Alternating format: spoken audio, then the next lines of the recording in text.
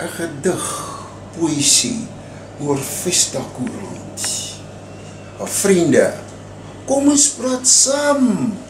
In enige moeitevolle arbeid is 'n voordeel, maar praatjies is maar net tot niks. Sê toch vir my, wat is 'n boek? 'n vraag wat baie mense ontbreek. En toch 'n boek is 'n vriend wat 'n mens nooit in die steek laat nie. Met 'n boek word 'n mens wys, slim en verstandig. Raak jy bewus van mense manier van dink wêreldwyd. Maar net een ding kom jy kort. Hoe raak jy bewus van die gebeure rondom jou omgewing? Daar is nie 'n manier nie, kry iets om te lees. Vista Koerant is die antwoord en oplossing.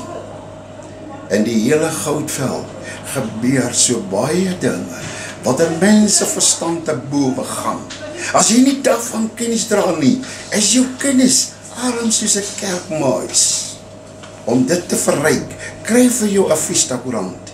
Ek is trots op jou, Vista. En haal ek my hoed af vir jou, hart Vista.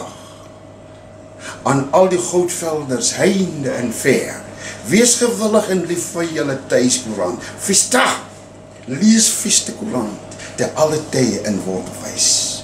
Onthou, sonder Vista Koerant is die Goudveld 'n wildernis. Kom ons lees saam Vista, 'n koerant van nuus met mening. Opgedra aan die bestuur van Vista Koerant, M.I. Mokotjo, 'n digter van persoonlike liriek in die Goudveld. 74, Finale Land, Oornalsrus.